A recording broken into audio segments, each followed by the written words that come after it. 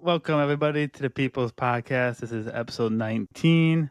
As always, I'm your co-host, James, and here's my co-host, Alex. How you doing, my friend? Doing good, man. How are you? I'm doing good. It's been a while since we've been Yeah, here. it's been a Been a little bit. while. I think We we had to got, push it back a week or we got busy with work and life, how it be sometimes. it And, happens. It it's happens. going to happen here to here, but we're here now. We'll have this episode out and ready to go, and we still had content throughout the weeks.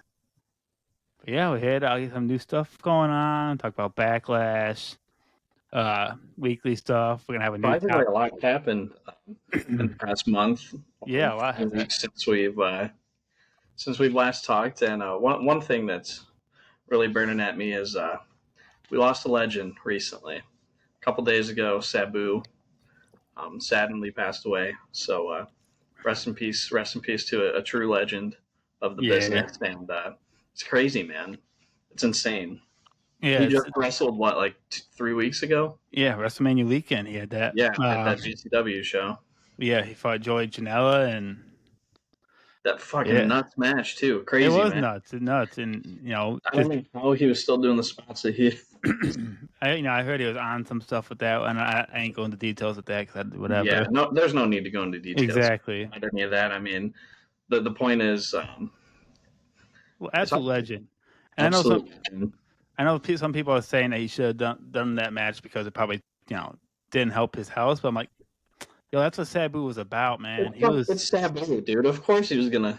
Yeah, if he had no problem dying in that ring if he had to. He loved the business more than almost anyone. He just wanted to do it as long as he can. He got to do it. Speaking of a psycho, I mean, that dude wrestled with gashes in his arms. He wrestled with broken jaws. He wrestled like nothing would stop him from getting in the ring. Yeah, I mean, even in that match, he got knocked down. And he still continued to match.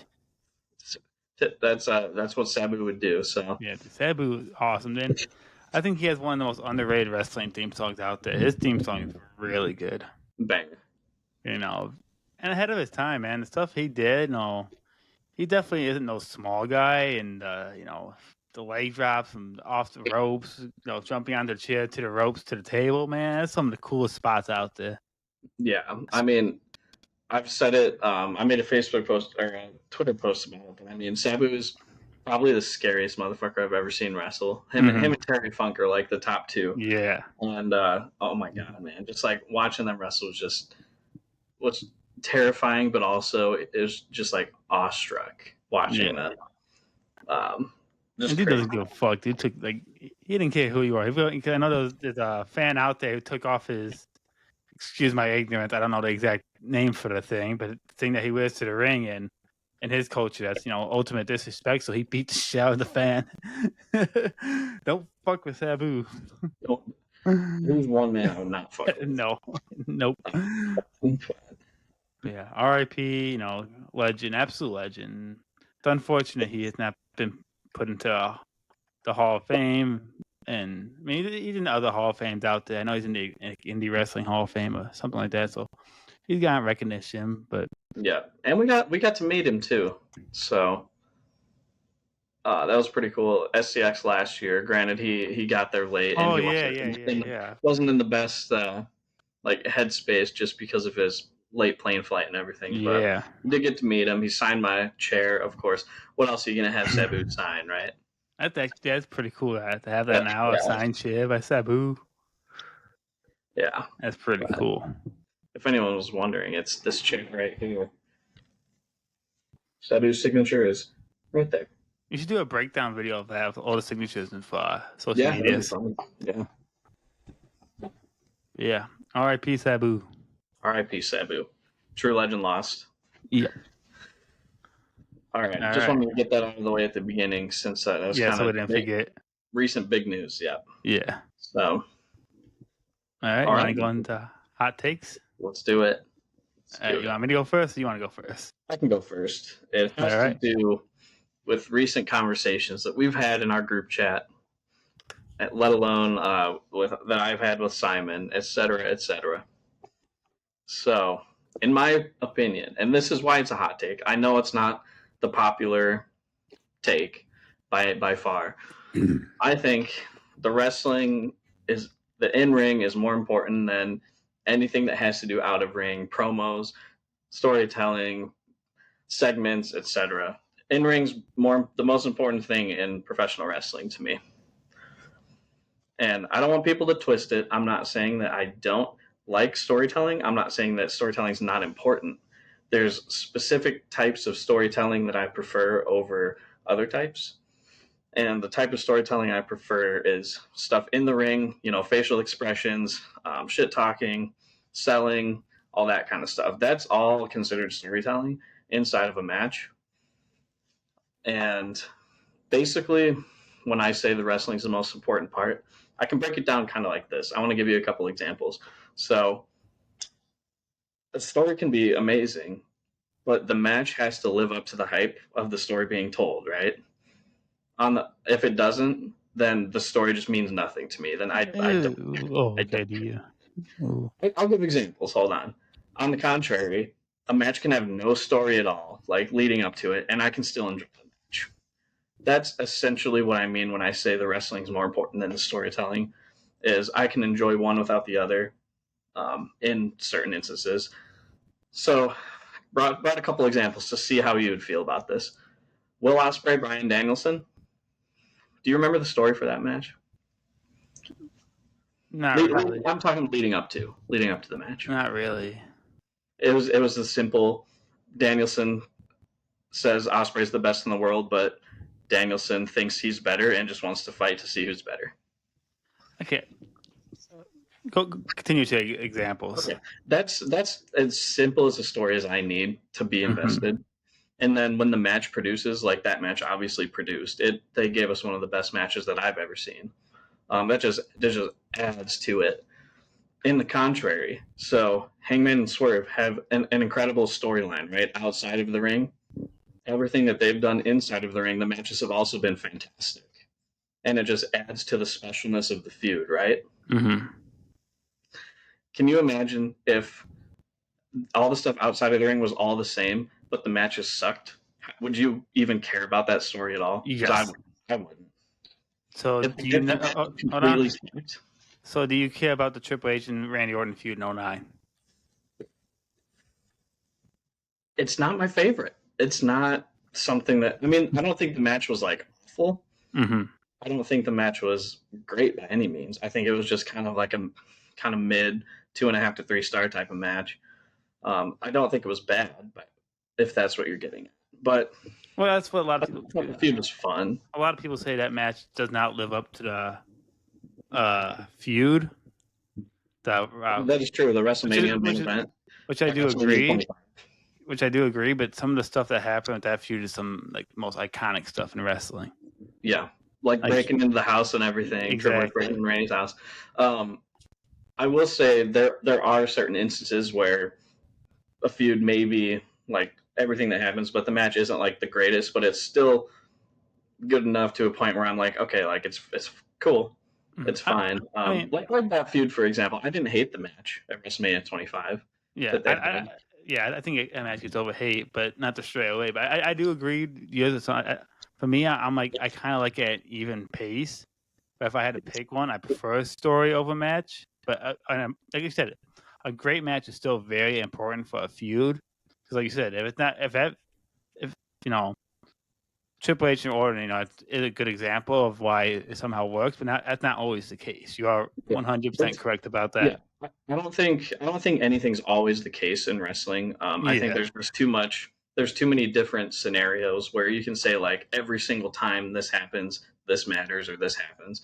I don't think you can say that. It's on a case by case basis, but more than not, I find myself leaning more into the match aspect more than all the stuff leading up to it. Like my favorite match of all time is Kurt Angle versus Shawn Michaels at WrestleMania 21. I have no idea what the story was. I don't care what the story was. Like the match absolutely delivered, and it's my favorite match of all time. Favorite WrestleMania match of all time. One of my favorite matches of all time.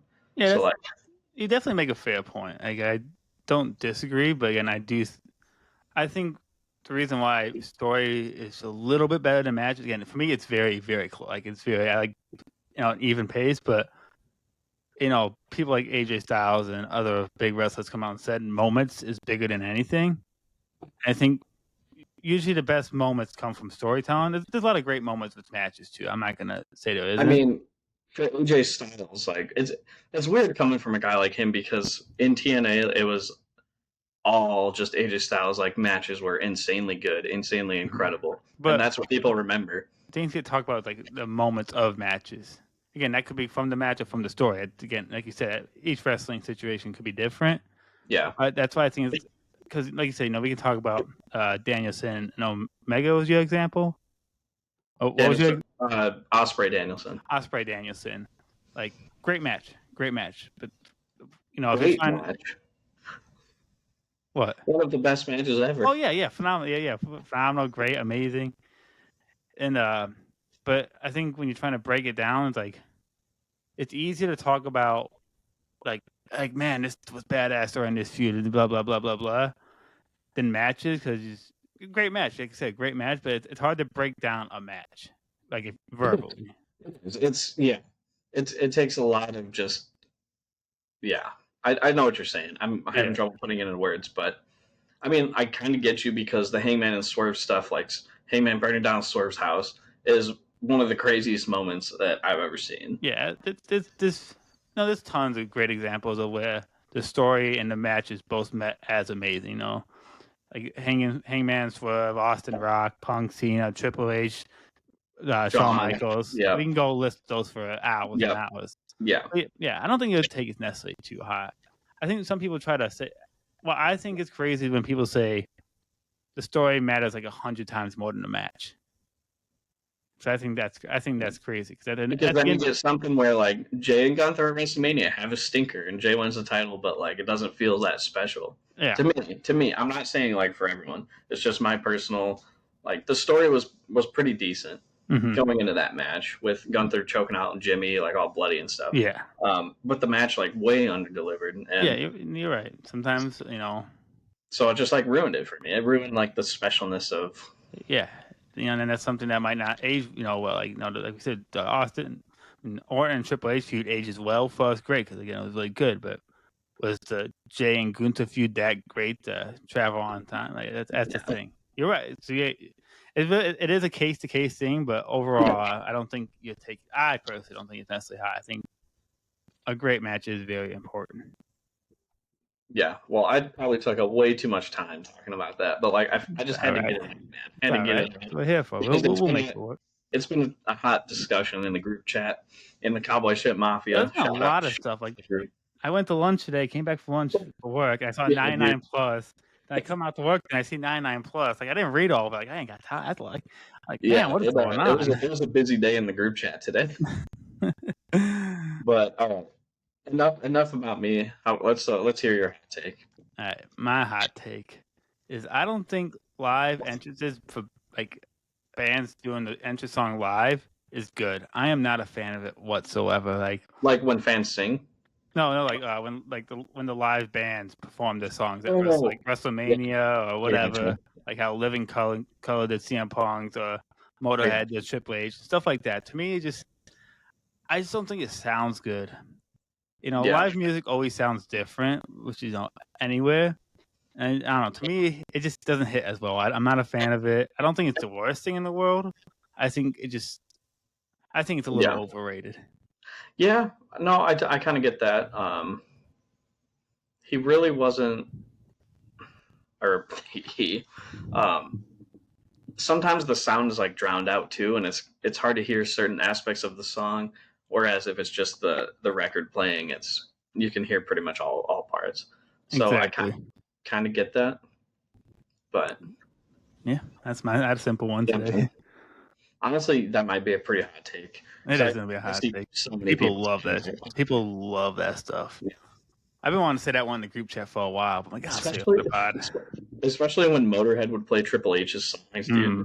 Lemmy did not sound good. Like I love Lemmy; he's a legend of the business of rock and metal. But like this past WrestleMania, I didn't think Living Colour sounded good at all, and I think Living Colour is a great band. Yeah, it was a weird sound, but I mean, really cool moment, but didn't sound the best to me either. So yeah, it doesn't do it for me. No. Cool, man. Well, should we get into the backlash of Let's Backlash? do it. Yeah, the backlash of Backlash. All right. So that big show that's happened recently, we might as well just talk about the matches. Mm-hmm. We got quite a bit to talk about still, so in the next 30, 45 minutes. So We got it. let's see. First match to start the show, U.S. title match, Fatal 4-Way. I thought it was the best match of the night, in my opinion. Mm-hmm. I would agree. Yeah, a really good match. Really good match. Really good. I'd say great. I'd say it was a great match. It was a really good Fatal 4-Way. Jacob Fatu retained, and we got the debut of Jeff Cobb.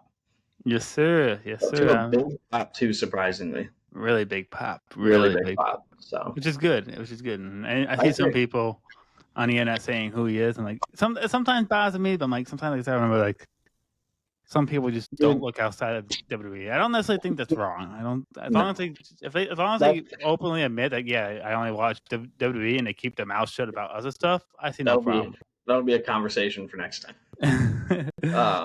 But yeah, I think it's mostly trolls, anyways, that they don't care about anything, and they make sure their voice is heard. But then all of a sudden, once somebody shows up in WWE, like they act like I hate that fan. And act like they've liked them all along, and yeah, that stuff I hate. But if you generally don't know, I get it. I understand. Yeah. There's not a lot of time in the day, so I get it. Jeff Cobb's an absolute beast, though. He is 42, but he's still a demon. So. Yeah, but the match itself amazing. Plenty of great spots. That match definitely went above my expectations, and I had a pretty big expectation because the pretty star-studded match. Yeah, great. The spot was Damien doing the South of Heaven to McIntyre outside on the tables. Hopefully McIntyre's okay. Yeah, apparently Drew took a bad bump from that with the concrete, but yeah, hopefully he's okay and nothing too bad. Yeah, man. Happy to see Jacob Fatu retain. I think Jeff Cobb coming in is kind of their way of replacing him in the Bloodline.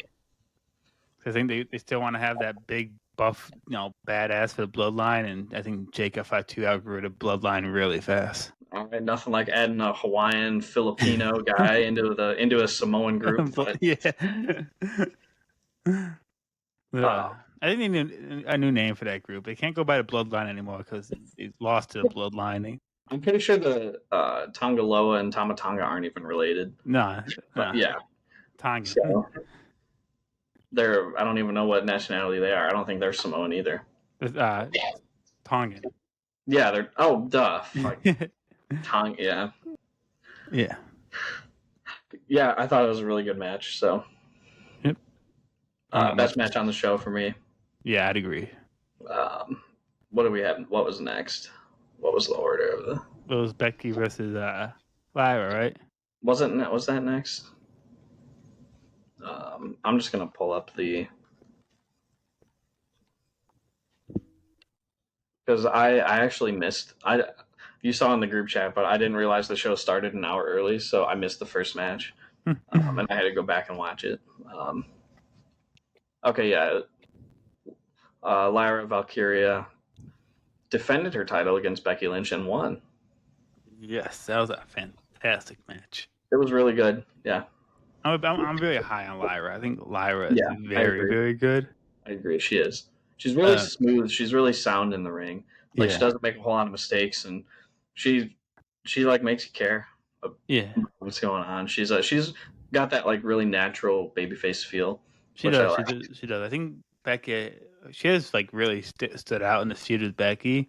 Like her promos have been so much better and whatnot, and everything. I mean, she's always been great in the ring, but yeah, I'm a big promo guy, so I like seeing people step up with promos, and she definitely have. And we had a post about it on Facebook. Right now, she's my current favorite champion. Yeah, and probably all of wrestling, honestly. Oh wow. Yeah, I respect that. Mine would in WWE anyways would be Io Sky, but yeah, that's a good one. That's good. She's killing it. But that's for another day. Sad that she wasn't on the show. The show would have been 10 times better with Io on it, but yeah, great match with Lyra and Becky. Yeah, I was happy to see Lyra win. I was happy. Yeah, I was not expecting it, to be honest. I mean, Becky's first match in over a year. I was like, Becky's gonna win and she's gonna have a title reign and make the title important. And But I was pleased, and plus I didn't take her in fantasy, so I'm happy that I decided to go with Mox and Io. But probably good picks. Yeah. So, anything else to say about that one? Nope. All right. Next, we had Dominic Mysterio defeating Penta to retain his Intercontinental Championship. I thought the match was fine. I didn't think it was anything crazy. Yeah, man. I know I talked about last pod, but I can't express enough how much Dom I think has improved. Like, that DDT to the outside was so smooth. Like, yeah, I don't think he'll ever be as smooth and fast as his dad. I mean, he also is a lot. I think he's too tall and lanky for that. Yeah, I think.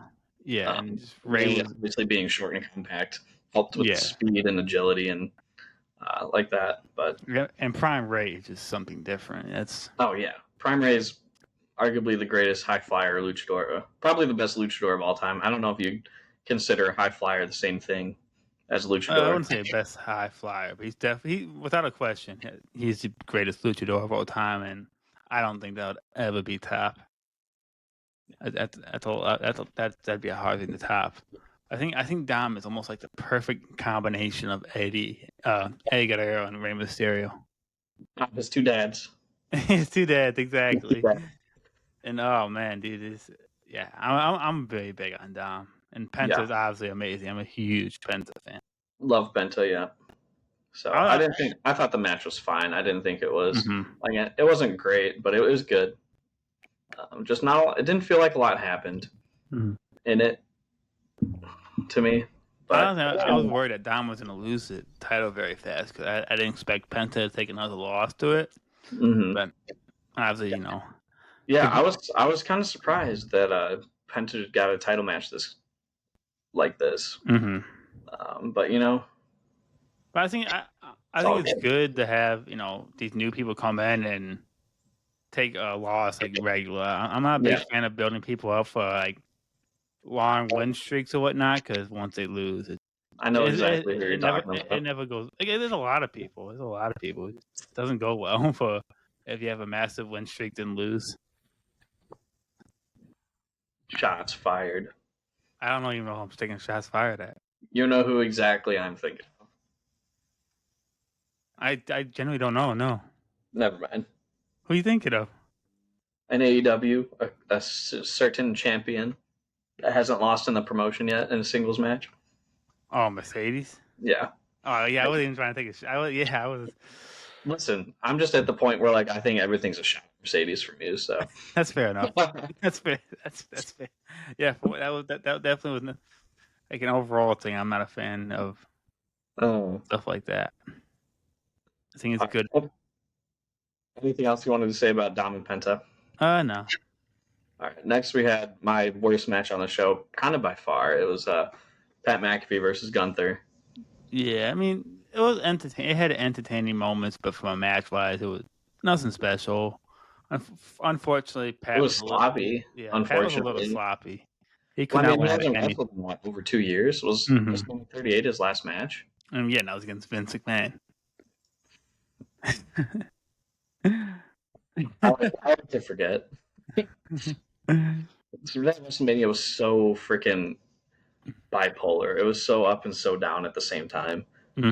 But I mean, personally, I don't like seeing an announcer who hasn't wrestled in over 2 years come in and have a match like that with literal one of the best in the world. But sometimes that can work well. If you put someone in the ring with the best, it can help make them look like a star. This was not that case. This was not that case. Nothing on Gunther's part. Gunther can't help if Pat McAfee's able to land on his feet or not. Keeps falling over every damn time he tries to land. Yeah. Yeah.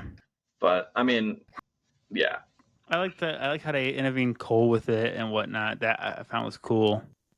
How the story of the match went. But yeah, the match itself was nothing special. But damn, he slapped the shit out of him so hard it popped a blood vessel in his eye. I don't have much else to say about it. I didn't really enjoy the match. Yeah, it's not too much to say about it. I don't know. It's weird, man, because Gunther's one of the best wrestlers in the world. Booking him in a 50-50 match like that against somebody who just doesn't wrestle regularly, it's just weird to me. And then also having Pat last longer in a sleeper hold than Gunther did from freaking Jey Uso was just kind of bugged me too. I'm still feeling the after effects of that Gunther Jey match. It's like they're just taunting us. Don't worry, you're about to get number 2 that match. What? You're about to get the rematch of that. They're gonna have a rematch. Yeah. Unless Logan beats Jey. Oh God.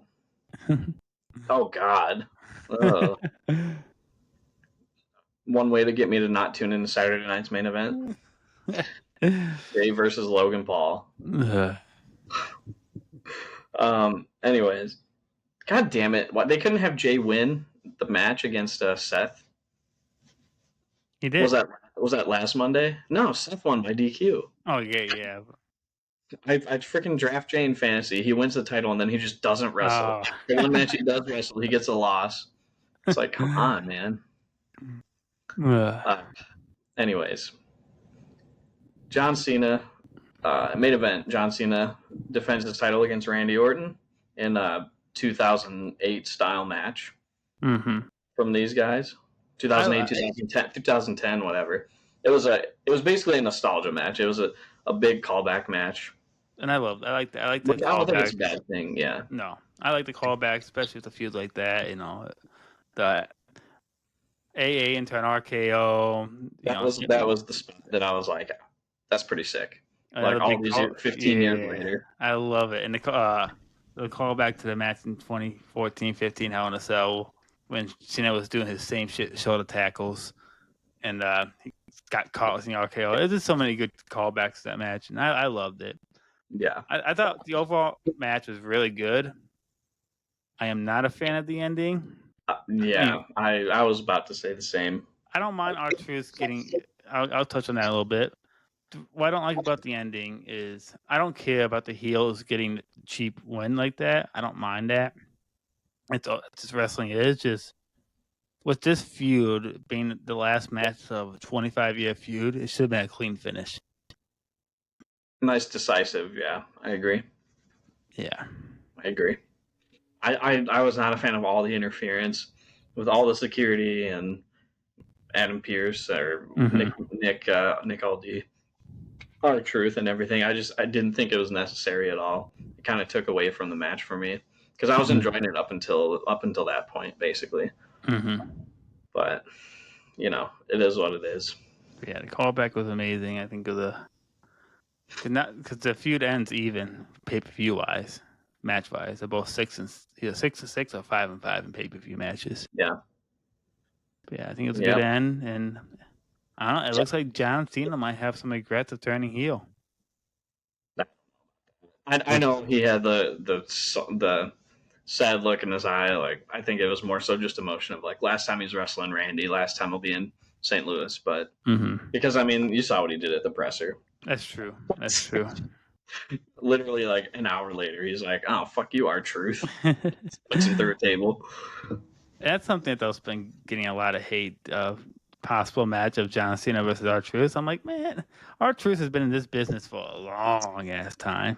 Yeah, and he has been one of the most entertaining stuff in the past like 5 to 10 years. He's always, doing the funny, goofy, entertaining stuff, and he's not the worst wrestler in the world. He can go in the ring for being 50 years old. Which is crazy, yeah, because he's old. Yeah, wrestler. Yeah, and I don't see a problem with this match. I think it's cool that he gets. He said he had a world title match with John Cena, and I feel like he's not gonna win. He's not gonna beat John Cena. And it's just sad it's night's main event, so it's nothing too super huge, not like a super huge show or anything. I'm like, I'm gonna enjoy this one. This is gonna give some good moments because I could just imagine R-Truth on SmackDown like, yeah, gee, it was an accident. John Cena didn't mean that. He's a goofball. So, what would you give the show overall? I gave the show 8.5 ish. It was better than I expected. I'd say a solid 7.5. And I mean, just a solid, pretty good show. I don't think it was a great show by any means, but I think it was a solid show. not their worst this year, in my opinion. No. All right. Well, that is it for Backlash.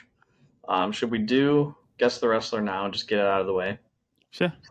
Okay. Because I'm assuming we'll have, we might have to cut blind rankings. But because I got quite a bit to talk about in the AEW and other talk. Mm-hmm. So we'll do Guess the Wrestler, AEW and other talk, and then talk about our new segment. How about that? Yeah. Cool. Do you want to guess first, or? I'm just double checking the person I have. Now, can I do someone that you picked for me, but I haven't picked for you? Yeah, sure. Cool. Okay, I'm ready. I'm ready too. If you want me to guess first, if you got your timer up. Yep, I have it up right now. I'm gonna get it. Let's do it.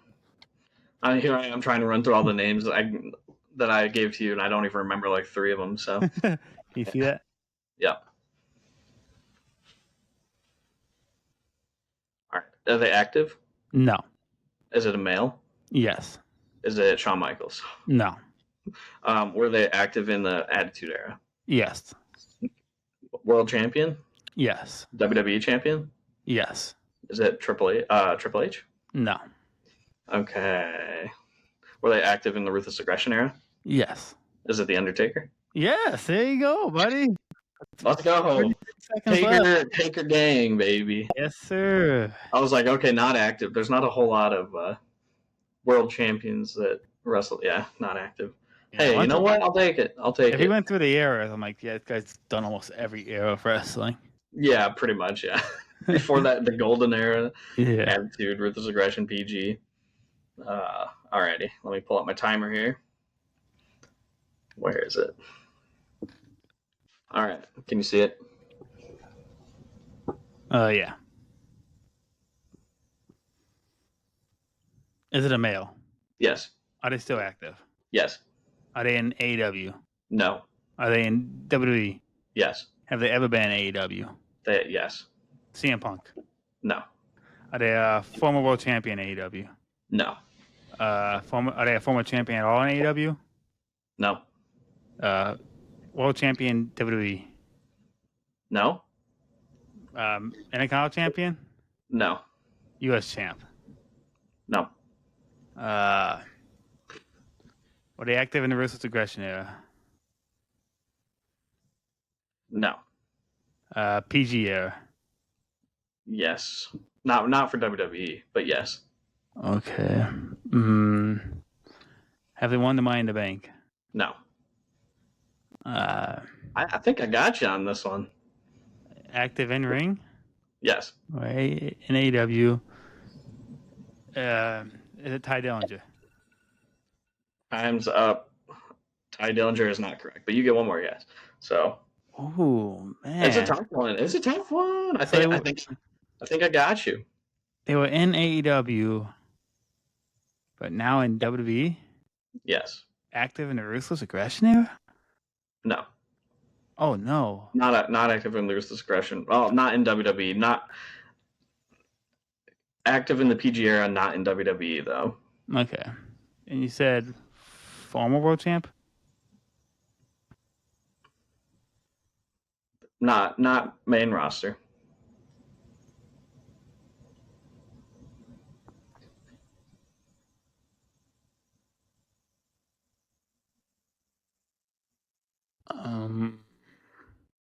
Oh, Aleister Black. Nope. Oh, motherfucker! Not you. It's Ethan Page. Okay. Ethan Page. All right. Yeah, you got me. You got me. Finally, I feel like that fish from SpongeBob. Finally. 17-2 now. Damn. Ethan Page. Right. Yeah, you got me. Ethan Page. Cool, man. I feel so accomplished. Alrighty. For future. Go ahead. For future, are we counting the NXT as a world title? I wouldn't count it. I don't think we have been. So that's why I kind of said like no with a question mark. But yeah. So. Future going on. We don't have to clarify that question. NXT Championship, not a world championship. Yeah. Okay, got it. And I'm going to count the ECW as a world title. I personally don't. You don't? I do not. Okay, then let's not. Okay. Wait, why wouldn't you though? Or are you talking about the rebrand? The rebrand. If I was to say former world champion WWE, not ECW. Yeah. Okay, yeah. If I would say ECW like champ, yeah. Okay, yeah. I would agree then. Not count it when you just say world champion WWE. Yeah. Cool. Okay, cool. All right, man. Yeah, you got me. You got me. I got you. Okay. So let's talk about AEW a little bit, and then there's a couple other things I wanted to talk about. What do you think AEW right now? I'm happy with the content right now. Obviously, I am not a Mercedes Moné fan, but even if I was to put bias aside, I'm terrified. I am terrified of what route they're going. Come on, you even gotta admit, like you don't know what route they're going. I'm afraid of. I don't know. You're right, but I'm afraid. But you even have to admit, having her as the AEW Women's Champion and a TBS Champion, it would be a terrible move. I don't think it would be a terrible move. I personally don't think it should happen. But I don't think it would be a terrible move. And you only have two women's titles, and the same person has it. Yeah. The AEW Women's Division is really good. There's a lot of people. It is. Deserve. Yeah. I mean, I've posted on Twitter plenty of times. I think Jamie Hayter needs to win at Double or Nothing. Yeah. But I mean, if Mercedes does win, I don't think it's the worst thing in the world. I do. It's pretty bad. Tony Storm versus Mercedes Moné is the biggest match that they could do at this time. I mean, it's the two biggest stars on the roster, plus two of the best on the roster. I agree. I think that match is needed, but I think Mercedes should drop the TBS title beforehand. Yeah, that I agree with. Yeah, I'm not saying I don't want that match at all. I mean, again, not a Mercedes fan, but now I'll give credit where credit's due. She's not terrible in the ring. Come on. Not terrible. Not terrible. That's as far as a compliment I'm going for. I can't with it sometimes. I wouldn't mind that match at all. Title for title. I'm not a big title for title guy unless you're unifying titles. That's just me. Like, I know NXT does it. Not title for title. What if it's just for the world championship? Then I think he's wasting TBS title. That I kind of agree with because I think both titles should be defended. Yeah, and the clear path is Tony versus Jamie Hayter, and Mercedes Moné versus Athena again rematch. Mm-hmm. That's the clear path. What I think should happen. Yeah. Because I want both titles showcased at All In. And it's a high-profile match for Athena, too, in her home state. Mm-hmm. So that's what I think should happen, and I'm hoping that happens, but we got to wait another week and a half to see. Yeah. Because obviously after Double or Nothing, we'll know exactly what's going to happen. So it's either Mercedes wins and beats Jamie and she goes on, or Athena costs her the match against Jamie, and it sets up the rivalry going into All In. So we'll wait and see, but I don't think it's the worst thing in the world like you're acting like. I don't think it should happen that way, but I'd rather see Logan Paul as a world champion than her. Oh my God, no! Oh my God! And I don't even want to see that. I like Logan Paul, but I don't want to see him as a world champ. Fuck Logan Paul. I really like where we're going with Ospreay Hangman. Two just organic baby faces. It makes me weird thinking of Hangman as a baby face, but like he is. He's on his redemption arc. He's not burning down people's houses anymore. He apologized to Swerve on Dynamite last week, which was like, oh man. Like Ospreay's obviously a huge baby face. And I think the babyface versus babyface dynamic can work. Mm-hmm. As long as I think it can work. I don't know why they don't do it more. I get you want like the babyface versus heel dynamic most of the time, but that's what I kind of like about AEW. They're not afraid to put their faces against faces and heels against heels. Mm-hmm. So yeah, I think that does work to AEW because, like you said, they're not always about a story. I'm not saying AEW doesn't tell stories, but they're not always about the story, which is fine. Probably not. And I think Yeah, I mean, I love that. I would love that match. I'm excited for them to team up live. I'm gonna be there live tomorrow, so I can't wait for that. You bastard, dude. They I just really announced want to know. they just announced AZM too as The yeah, new New Japan Strong Women's Champion, which I did want to talk about a little bit yeah, after this AEW stuff. So, but yeah. yeah, It's a Ozzy, good show tomorrow. it is. Yeah, it looks like a great show. Yeah, you get to see Zach Gowen wrestle. Like, what the hell? Yep. I never thought I'd be able to see that. Say that. I watch a lot of people wrestling. I would never thought I'd see that Gowan match live. And the steel cage is looking like it's going to be fun. Mm-hmm. So Mox versus Samoa Joe. Yeah, 2-for-1 show because it'll tape Collision. Yeah, oh, yeah, that's right. Yeah, man, I'm jealous. I really want to go, but dollars allowed. Being 2 hours away. Yeah, it's a 40-minute top drive for me. It's like a 2.5 hour for you. Yeah. So be it. I'll watch it on TV with Mike, and we'll order food and be happy. So, yeah, that's all you need sometimes. Exactly. But yeah, man. I love. I mean, AEW's had an incredible stretch of shows lately. And I think a big part of that is the Bucks being back and being back to their old selves. Yeah. It's like they're dialing back the clock. Like they're performing like they were years and years ago. And it's just so refreshing to see. And I think Speedball fits in AEW like a glove. Like he just fits in so well there. I love seeing him and Kevin Knight and all this stuff with the Elite and Ricochet. Kenny Omega and Okada keep coming face to face, building the so-called match for All In. So yeah, a lot of good stuff going on. Yeah. Anything else you wanted to talk about in AEW? I feel like. What do you think the stuff with MJF and the Hurt Business is leading to? Because I don't think MJF fits in the Hurt Business whatsoever. Nor do I think MJF cares to be in the Hurt Business. No, you know what it's about. He just wants his world title back. And yeah, I mean, it's clear as day. He's trying to use them as a means to get his world title back, and that he doesn't actually care about the group. Yeah. Which I like, because that's so par for MJF's character. But yeah, after everything that happened with like Adam Cole and all his friends before, I definitely don't think it's that going that route. But yeah, I wouldn't make any. Yeah, tomorrow. Hopefully, find out tomorrow. I want to see MJF back in the world title picture. Same. So, because I mean, he's just that damn good. Ospreay. I think it's damn. I mean, obviously, I really want Darby, but I'm starting to give up hope on that. I think it's going to go from Ospreay back to MJF. You think so? Yeah.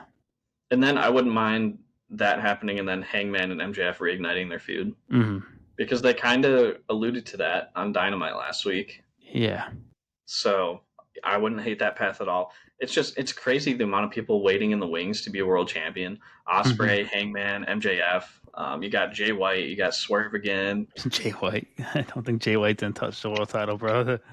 Oh yeah, he will. Maybe not soon, but I think he will. He's got to stay healthy for that. Yeah, I know. Yeah. Jay White. Again, I don't hate Jay White. I just don't think he's all hype. I think he's a good mid carder, and I don't mean as disrespectful at all. If you, I don't know how much New Japan you watch, but his world title run in New Japan was fantastic. I've seen as leader of the Bullet Club. But all right. So anything else in AEW? I can't think of anything else that's really going on. Stat and Willow are back. Yeah. Kinda. So hopefully they start getting consistent TV time again. I think one of them should become TBS champion soon. Yeah. And the other go for the world championship. Willow deserves it. Willow got fucked over.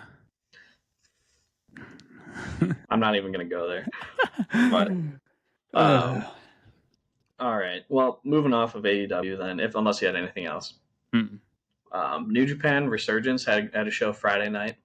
I don't think you watched it, but I did not click anything. Azumi, New Japan Strong Women's Champion, and I thought they had a great match. Her, Mina, and Mercedes. It was the main event of the show, which was awesome. So I think the best match of the show is Takeshita versus ELP. The chemistry that those guys have is incredible. And it goes all the way back to Forbidden Door. I don't know if it was last year or 2 years ago when Takeshita and ELP were on opposite teams. And Takeshita, I don't know if you remember, Takeshita did that Blue Thunder Bomb through the tables on ELP. That was just like the smoothest looking table break that I've ever seen. Yeah. The chemistry that those guys have is awesome, off the charts. Tomohiro Ishii had a great match with Drill and Maloney.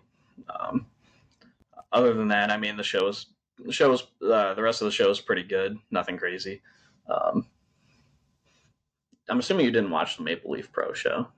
Yeah, you'll get to it. You're the indie guy. You'll get to it though. At least the one match I was telling you. Yeah, I'll watch it. Yeah, so they had the show. I didn't even watch it until last night because I was watching Backlash on Saturday and I was busy all day Sunday. But Maple Leaf Pro had a great show, I thought. The triple threat between Gabe Kidd, Michael Oku, and Speedball was just insanely good. It was incredible. Mm-hmm. I think it was probably better than the Kenny Omega Ricochet Speedball triple threat from Dynasty. If I had to say, I think this is clearly a match of the year contender. That triple threat that they had. So I would 100% recommend going back and at least watching that match. I will. But Jonathan Gresham versus Zack Sabre Jr. had a great technical match. I know you kind of the clip on Twitter that Zax was going back. That was that from that ending. I don't have a problem. I don't have a problem with that kind of stuff. I don't like the cartwheel because I think cartwheels in wrestling is fucking stupid. That's fair. So you hate Jack Cartwheel then? Who? Jack Cartwheel? Dude, his whole gimmick is doing cartwheels. It's fucking hilarious. I love it. He was a big GCW guy. He wrestled on Ring of Honor and Collision a couple times. Yeah, I had no problem with that exchange. I wouldn't consider it technical wrestling. Great technical. It is technical wrestling. I guess chain wrestling. Yeah, I think chain wrestling. Yeah, that was the only thing I was debating was the technical part. Fine, sue me. Sorry. You're good. That's my favorite kind of wrestling is technical wrestling.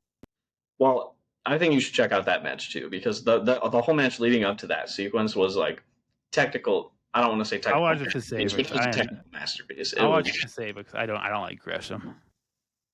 So watch it for Sabre. You won't regret it. I mean, even if you don't like Jonathan Gresham, he's a great technical wrestler, and when you put two guys like that together, they create magic in the technical wrestling space. So, and one more shout out I want to give is I had zero expectation for this match at all. I thought it was going to be ass and not care at all. Giselle Shaw versus Kylie Ray surprisingly had a really, really good match. I like Kylie Ray. Yeah, I've seen her before and not into the whole gimmick and that she has it all, but she's a pretty good wrestler, I will say. Yeah, and I didn't know she was from Chicago either. Yeah, Kylie Ray. Yeah. But I thought that match was really good. Probably worth checking out. But if I had to recommend 3 matches, those would be the 3 on the show that I thought were worth it. But I thought it was a really good show. I'll check it out. I'm so happy to see Scott D'Amore reviving Maple Leaf Pro. I'm just glad to see Scott D'Amore doing something after TNA fucked him. For real. It's crazy because he brought TNA to Maple Leaf Pro. He's got Josh Alexander as his Maple Leaf Pro Canadian champion. Giselle Shaw is the women's champion. PCO's in the wrestling for the company. It's crazy. He brought his version of TNA into MLP, and I dig it. Mm-hmm. And on top of that, you get guys like Konosuke Takeshita wrestling on your shows, Speedball, Josh Alexander, and all this stuff. So yeah. One thing from Indie-wise, I'm assuming you've seen the clip by now. The clip of I don't know the name of the wrestler. I tried looking it up. I couldn't find it. Have you seen the dude that was doing all those backflips in the ring? Yeah, Ninja Mac. Yeah, Ninja Mac. Yeah. Backflip that lands it perfectly outside the ring that continues going in one fluid motion. Dude, that's insane. And he's not no small guy either. He looks a little husky. Ninja Mac's kind of chubby. Yeah, dude. That's the first I've ever seen that guy. I'm like, dude, that is cool. So yeah, dude, Ninja Mac's cool. Awesome. And he goes outside the ring. I thought he was in, and he keeps on going because, the way the camera was, you don't really see how he hits the ground when he gets outside the ring. All you do is you just see him still going. You see the feet coming around. It's oh yeah, no, I thought that was hilarious. Yeah, Ninja Mac is crazy though. Like he's really good. I might have to look up some of this stuff because I didn't know it was, that clip Yeah, has gone viral. that happened in the Best of the Super Juniors. That started this past weekend Oh, okay, yeah, because on New Japan. that clip went viral, like ESPN and Sports Center Yeah. shit. And I'm like, this is the funniest shit ever. That's the type of funny like comedy shit that I like in wrestling. Mm-hmm. There's stuff like that. But um, anything else you want to say about anything indies? Anything you? I got nothing. I still haven't watched Best of Super Juniors. I probably won't be able to just because of time. Mm. But I'm gonna try and keep. It starts at a bad time for us. But Mm-hmm. One more thing I wanted to point out while we're on the topic of just miscellaneous stuff is WWE recently purchased AAA. It's kind of huge news. Very huge news. One of the probably the second biggest Mexican wrestling promotion in the world, Mm-hmm. and WWE now owns them, and they're about to have Worlds Collide pay-per-view. Should be good. There's a lot of good talent that comes with it. I'm hoping, I'm usually not one to hope someone gets fired, but I'm hoping Del Rio gets fired. Oh yeah, yeah. I think everybody's with you. I mean, Yeah. Del Rio's a piece of shit. So Yeah. so Yeah, I'm I excited. talent being fired, but he's one where I am for it. I'm excited to see what they do with it. I think if this is Vince in charge, I'd be terrified. But with Triple H, I think they'll be better. I think they'll be better at leaving, it basically being the same thing, just making money off of it now. Yeah, I'm excited for matchups that we obviously wouldn't have seen before. Like El Hijo del Vikingo wrestling in WWE is absolutely crazy, especially after all those years of them WWE fans bashing him for wrestling in AEW. But point aside, I don't know. I'm a little nervous that they're going to rebrand it into like a development for WWE because I don't think that's a good thing for wrestling altogether. I don't think it'll be developmental. It might be. It might get the NXT brand, but I don't think it'll be developmental. I mean, we saw it with the UK. We saw what they did to the UK wrestling scene, and that was basically under Triple H. So, I mean, expecting the worst, hoping for the best is all I'm going to say. Nonetheless, it's huge news. Yeah. And there are exciting possibilities for it. I hope there's certain routes that they go, and only time will tell. Yeah, we'll find out. I think the Worlds Collide pay-per-view is going to be a banger, though. Yeah, I'm excited for that. In California, so I think that's going to be fun. It's going to be a good weekend with that and Money in the Bank on the same day. That's just cool. So I figured we should talk about that a little bit. So, all right. That's really all I got. All right. So, I guess let's end it with off the script. I'll let you explain. New segment. Can we still do blind ranking after that? Because that blind ranking don't take too long. It takes 7-2. Fine. Yeah. Because it don't take that takes like a 5 minute, and I don't think this won't take too long. But yeah, this new segment we have called Off the Script, where we just talk something non-wrestling related. Alex and I have a lot of similarities of stuff that we like, whether it's video games, sports, whatever's going on in the crazy world that we live in. But yeah, so we're going to I mean, like you said, we got a lot of similar interests outside of wrestling, video games. Unfortunately, you like the Yankees and not the Cubs. I mean, you like the Cubs. That's a similar interest, Star Wars, like nerdy stuff. Yeah, there's a lot of stuff we have liking. Eventually, we might do spin-off episodes, but we know at least something small every episode. Talk about something tiny. Yep. And something that's big going on right now is GTA 6 news. Obviously, GTA 6 has been one of the most talked about things for several years now, and we just got the news. It got postponed to May 26th, I believe, or something like that, to 2026. Yeah. So another year. Yeah. And the way I'm looking at it, yes, it's a year away, but if you think about it, it's only an extra like 6 months because, everyone was thinking November, October-ish. So if you really think about it, it's an extra 6 months. And I'm all for pushing a game back if you think you need to push a game back. I'd rather wait an extra 6 months or whatever for a game that's perfect of a small glitch in it than a buggy game. Yeah. Yeah, I'm with you. I don't get the outrage about it. I mean, I really haven't seen a ton of outrage, but Not much, I'm thankfully. totally okay with it. I mean, we've waited how long already? 12, Exactly. 13 years. We've waited What's 13. another 6 months? Like, Exactly. By the time that comes out, it'll be 13 years wait almost. yeah, Yeah. What's an extra 6 months? Like it's right. Especially for a more polished game. mm-hmm. Which, based on the trailer, I don't know how you can get more polished than what it's Dude. currently at right now because it looks incredible. And what's crazy about that trailer? It was all captured on a PS5. Yeah, And it looks immaculate. like It's probably the best I've ever seen in terms of like graphics for a video game. It legitimately looks real life.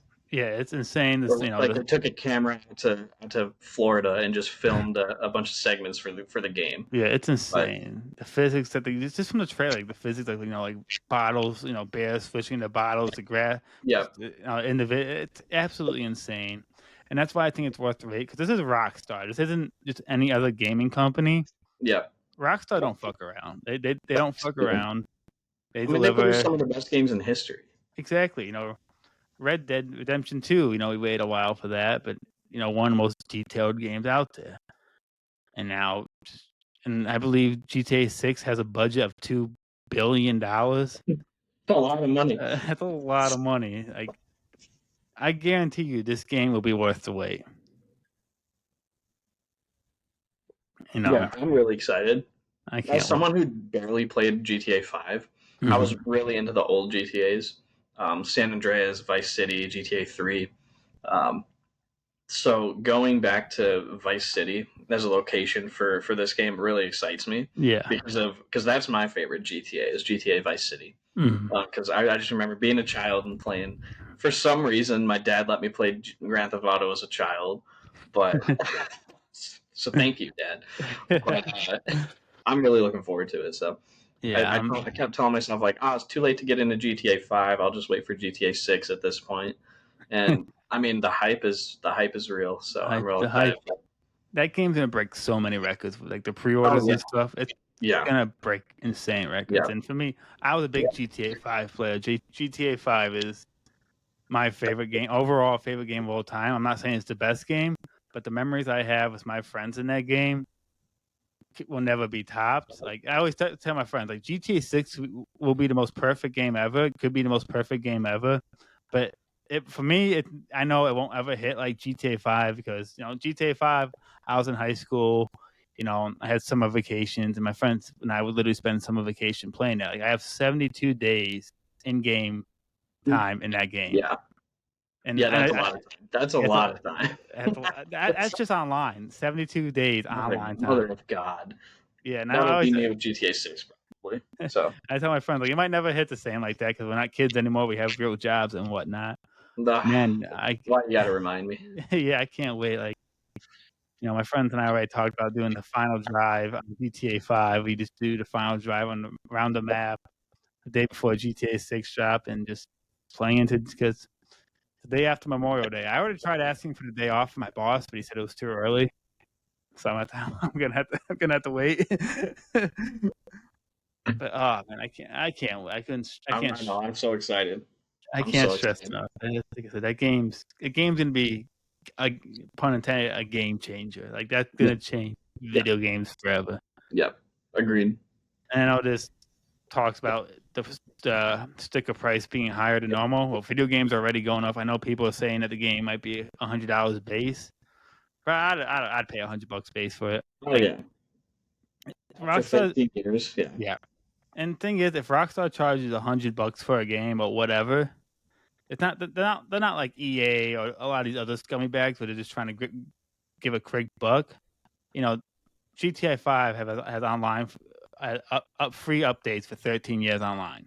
They're not little money grabbing douchebags like other companies. Like if they're gonna make the game $100, there's a reason why. Yeah. And it'll be worth every penny. Exactly. It won't even be a second thought of paying $100. I'm like, okay. Hey, my money. Slide the debit think card. of how many hours you're gonna put into that game. It's gonna be a lot, man. It's gonna be a lot. I don't know if I'll get 72 days in it like I do with GTA 5. Maybe not 72 days, but it's gonna be a lot. Yeah, I can't wait. I can't wait. Yeah, same, man. Same. Anything else you want to say about GTA 6? I'm good. Yeah. Yeah. So yeah, that's basically what the segment's gonna be about. Next time will be something different, whatever. But yeah, we'll figure out stuff. Like I said, Alex and I have a lot of conversations. There's other video games we played together. Not together that we both like. We talk about Ghost of Tsushima, Ghost of Yodai coming out. Yeah, We got a lot of that's stuff what to I'm talk real about. excited for. Yeah, we got a lot of stuff to talk about, and we Oh definitely yeah, will. for sure. But yeah, to close it out, something wrestling related. You ready for blind rankings? Let's do it. All right. You I'll want to go blind rank. first? Oh yeah, You'll rank first. Okay, cool. All right, blind rank these 5 Canadian wrestlers. Ooh, okay. I figured in the spirit, I watched Maple Leaf Pro Canadian show this past weekend, so what better time? Starting it off, Kenneth by God Omega. Kenny Omega. One. Yeah. Right away. That's probably, yeah. I have a top 3 in mind. Let's see if I can get them. All right, we'll see. Number 2, Christian Cage. Ooh. I don't know what's Canadian wrestlers gonna throw at me. There's quite a few of them. There's a lot. And I got 5 in my head right now. So in that sake, I'm gonna put him at 5. Ooh. Number 3, Chris Benoit. 3. Okay. Number 4, Edge, the rated R superstar. 4. Ooh. You're gonna hate that because your number 2, Canadian wrestlers, Bret the Hitman Hart. Bret Hart, James number 2. I was hoping you'd say Chris Jericho. That would have been the perfect list for me. That's the 5 I was thinking in that order of how I had it going. I got you. I got your ass. Yeah. Number 2. That's rough. Yeah, I'd change my list. I'd take Brett, put him at 6, and move everyone else up 1. 1 through 4, just have a blank spot. Yeah. And 6 for Brett. All right. Oh man. So that was good. For short purposes, do you need me to re-go through the list or no? Nah. I'm not even gonna. Yeah, you don't need to. Cool, man. I don't kind of make that 1 very good move. Yeah. Does that. Yeah. My top 5 Canadians really quick is Kenny, Jericho, Benoit, Edge, Christian. Solid. I probably switch Benoit. No. I could probably switch. I probably would switch Edge and I would switch Edge and Benoit. Gotcha. Just because Edge did not kill his family. Valid. That's valid. What are you gonna hit me with? Let's get it. Blind rank these theme songs. Okay. All right. Will Ospreay's AEW theme song. Ooh. I love it, but I don't think it's the best. I'm gonna say 3. Okay. RVD, One of a Kind. 2. I'm gonna say 2. I love that theme song. For some reason, it just fit RVD so well too. John Cena's typical one, whatever it's called, "You Can't See Me" or whatever. My Time Is Now. Yeah, My Time Is Now. I'm gonna say 4 because I feel like I gotta save that 1 spot. Kane, Slow Chemical. Ooh, that's number 1. That's number 1, baby. Yeah. All right. Slow Chemicals. Kane's best theme song. You're not gonna be too happy though. I don't think. You're number 5. Stone Cold Steve Austin. Glass Shatter. That's tough. I feel like you'd move that up probably to 2. Would you? 2 or 3? Probably put it at 3. Damn, I don't know how I'd rank these 5, to be honest. Damn. So yeah. Okay. So 1, you had Slow Chemical. I'd stay Slow Chemical at 1. Okay. You put One of a Kind already at 2.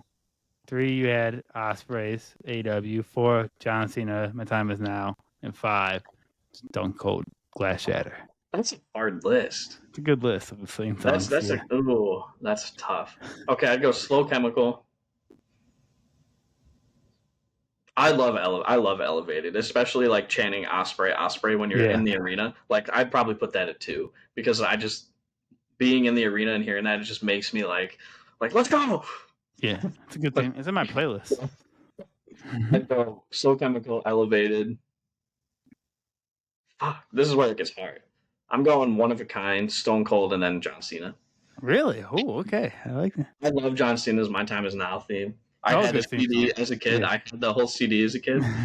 It just But came out 20 years ago, or something like 25 years ago, something thinking of like just that. like what gets me hyped the most Hmm. is I think Stone Cold beats out "My Time Is Now." That's fair. So Like I said, these are all great theme songs. that's a hard. That's probably the hardest one you've given me so far. That's a tough one. Uh, all right, I guess that does it. So Does it? it does it. So it was a good one, It was a and good one. we must bid you adieu. Goodbye. Mm. Mwah. Mwah. And good night. Bang. Bang. Cool.